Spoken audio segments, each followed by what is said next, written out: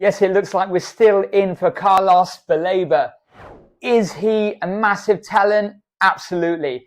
Is he a gem ready to rock and roll, which would slip in nicely to our current team? Absolutely. However, is he really worth over 100 million in terms of the best benefit for the squad? I don't think so. Not right now. Hear me out. Now, not denying this player, Baleba is absolute machine. And if you are given to him, you're going to take him, okay? And again, like I said before, it's not our money. What do we care? But if such a transfer fee was going to stop us from getting a goalkeeper, a defensive midfielder, and a centre-back, which I believe we still need to get, I would say, let's try and find a different avenue. In business terms, if you're picking up Baleba for 100 million, yes, there is, or 100 million plus, there is a massive risk to it, because what happens, just like with all players, injuries. He performs for a season or two for Brighton, and then he doesn't perform for United, which lowers the value of the assets, like what's happened to the majority of our players, and we sell at a loss. Who's to know if he's going to fit into the environment, if he's going to fit into the team, okay? Now, you would say, oh yeah, but all of this has been scouted and they already know. But it does make me wonder, because United's purchases, the scouting seems to be non-existent over the past years. I know even Fergie made bad decisions when we look back at Cleberson and Jemba, but he made some good ones as well. And I quite like Jemba, to be fair. That's the right kind of mold, but we just need a little bit more quality. But let's bring it back to basics, right? Nowadays, with the resources available online to the normal human like me, like you, anyone who isn't part of a football team with millions and millions of pounds to spend on tracking systems, recruitment, are now able to find players which would represent absolutely massive value in business sense and in playing sense on the pitch for any team. Now, clubs do this, such as Brighton, such as Brentford, and then now they've got a consistent history of selling them players who have performed well for them on for bigger profit. Now, what a great model that is. Now, who says that the perceived bigger clubs can't do this? Well, they can. However, just like everything, when you are able, whether nobody knows how they do it, how they pull out another 100 million out the arse, when you have a club who is able to get the funding because they generate a high amount of revenue, clubs can get sloppy and tend to miss the mark on a lot of potentially gifted players, and they get lazy in the recruitment because they can go out and buy said proven assets, proven players. In this case, Baleba with a Premiership season, which was amazing last season, and now we're saying he's proven he's worth over 100 million. Well, if you're looking at Kante with Chelsea, well, Leicester, okay, that was a risk from Chelsea getting him from Leicester after winning the title. However, he then proved his worth at Chelsea over time and became established in the Premier League. But right now, going back to the laziness, if you've got the money, people are lazy, okay? They don't want to do the research. They don't want to find the gems. They want something ready-made. But if we're getting something ready-made, is Sesko the ready finished article? Possibly not. Again, I'm happy he's on board. However, we're looking now for the finished article. Is Baleba the finished article? We don't know yet. Yes, he's an outstanding player right now, but we don't know just yet. But it's always beyond me now, having worked at professional clubs and doing a lot of research on players and scouting, okay? Even if you haven't got massive resources at your club, you can still get the job done. And even now, sat in my office, I'm able to do this from my own home. Right, so we get Carlos Baleba, okay. I look at the stats and I look, right, what am I looking for? Someone in defensive midfielder role, which we need. We need someone who's good at interceptions, someone who's good at recovering the ball or recovering possession, someone who's able to pass, but also to break the lines with passes or forward runs into the opponent's half if needed, or the attacking third if needed. Now, they are just examples, right? So if I'm now looking to compare, I put them into some kind of stat system, okay, which are readily available for free all over the place. You can even do it on your mobile phone.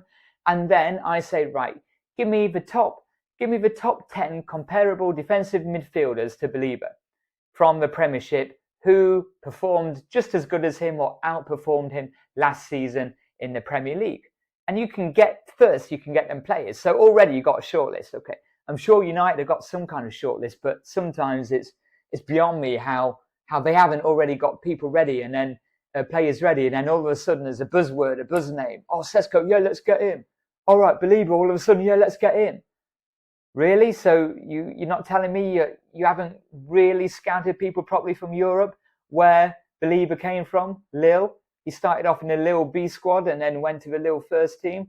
And then is it Guimaraes at Newcastle? He was at Lyon. Okay, this is the same thing. You're not telling me we're not keeping tabs on these type of players. And if we are, why aren't we going in for them at a lesser price, 30 mil, 35 mil, which then frees up the rest of the 100 mil to buy a goalkeeper and then a centre back. Okay, so I would then get them players with comparable stats.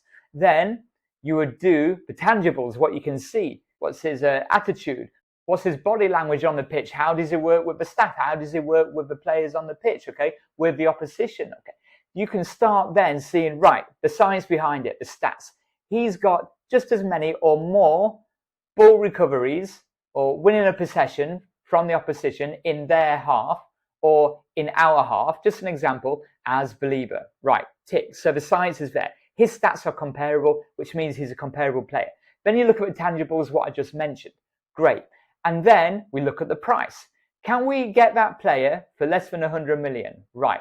If we can get two players for 25 to 30 million, you are limiting the risk, because you can get two players, let's say, for 30 million.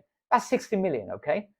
If both of them don't work out, then you really messed up and it's been dreadful. But Baleba is one player what might not work out for 100 mil. But let's say you get two players at 30 million. I can't believe I'm talking about 30 millions now, when you can go and get a massive, amazing Brazilian for 5, 6, 7, 8, 9, 10 million these days. So you look at that. Okay, you get two players 30 million each, let's say. That's 60 mil. You still got 40 mil left for a goalkeeper. Or goalkeeper, put a little bit more for a centre back as well. So out of the two, hopefully one of them players are going to come good. Okay, you're limiting the risk. And yes, we know you're going to have players around the squad now who you're not really using and stuff, but it limits the risk. And you know that the player has the same attributes now. Is that player ready to fit in? So I'm sorry, because all these players, what the media throw out and then everyone jumps on the bandwagon, Baleba would love to have them. Absolutely love to have them. Massive machine. Yes, love it. However, everyone's jumping on the bandwagon. Oh, yeah, massive. Yeah, let's get him in. Oh, yeah, 100 mil. Yeah, boom. Okay, he's worth that. And everyone just goes along with that.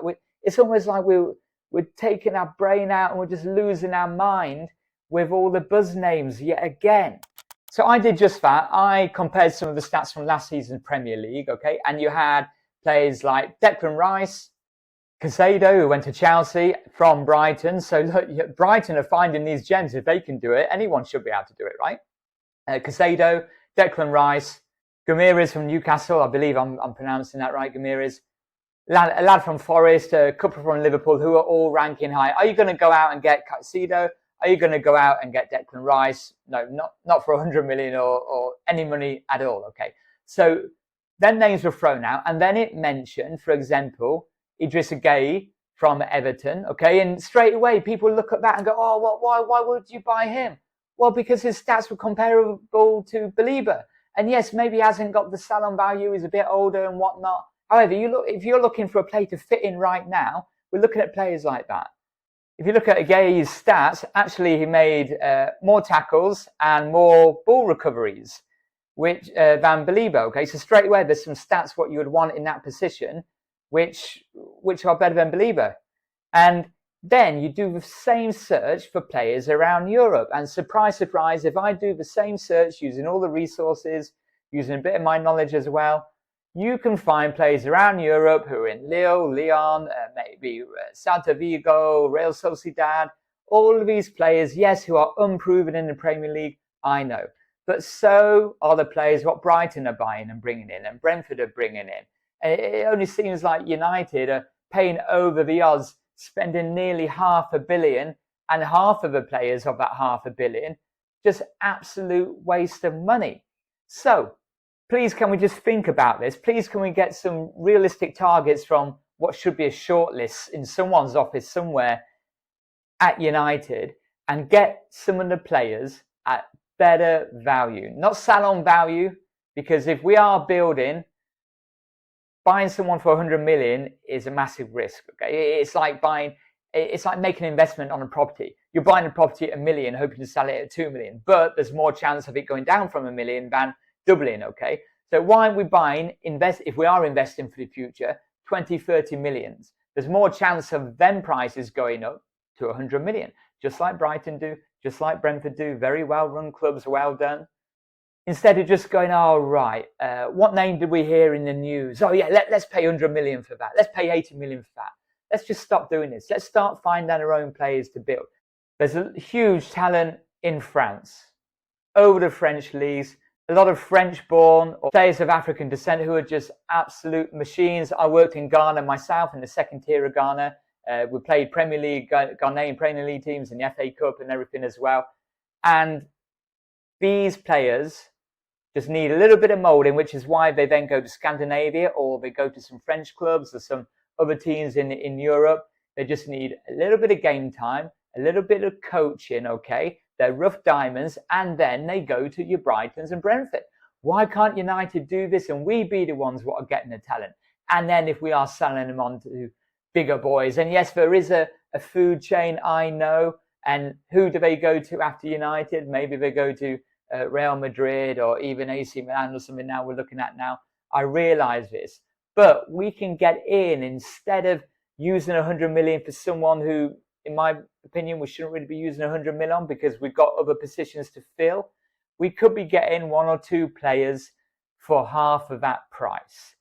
Are we scouting in Brazil anymore? Or are we paying Real Madrid for an Asian player and then giving them £300,000 a week and then buying them for about 80 million? I mean, which of the two is higher risk? Which of the two is going to bring back more investment? Okay, I mean, where are the business minds? Just the business side of things, but also the playing side. But it looks like Amorim now has an idea of what he needs, but I just think we're chasing these buzz names again. I think there's a lot more due diligence, what can be done in the recruitment. There's so many players what fit that criteria, and who, lo and behold, if you send out your scouts or you actually watch videos for the tangibles, such as their attitude and their body language and how they interact with people on and off the pitch, you can find all this out. It just limits the risk. Do I want Baleba to come? Yes, absolutely. It's not my money, bring him in. But would I rather have a goalkeeper, one or two defensive midfielders or midfielders and a centre-back for 100 mil if we can get it, or something close to that? Yes, absolutely. Because if we're not pushing to win the title, which we're still not ready this season, Champions League would be a great to push for it this season, taking into consideration that we haven't got any European matches, so a great schedule to do it. However, we're not rushing to win the title, so could we just continue building, not to embarrass ourselves, okay? Take that step up, but just do it by filling the gaps with needed positions instead of just chasing the buzzwords, slamming in 100 mil, and then the checkbook is closed and we can't bring anyone else in. Tell me your thoughts, United fans. Yes, we all want Baleba. I'm sure you do as well. But who could we have instead? I spent all day today just looking through, literally 50, 60, I think I didn't count, but I found like I went close to 100 players I was looking through. And I wasn't playing Football Manager. I haven't done that for many years. I've been a professional coach myself, so I haven't had time, although I might do. You could go on Football Manager. You could ask a kid in your neighbourhood who plays FM. Who would you put in instead of Baleba? And he'll give you 10 straight off the head. Why aren't we doing this? Obviously joking a little bit. For more videos and updates, make sure you subscribe. Let's stick together and follow the videos and playlists right now.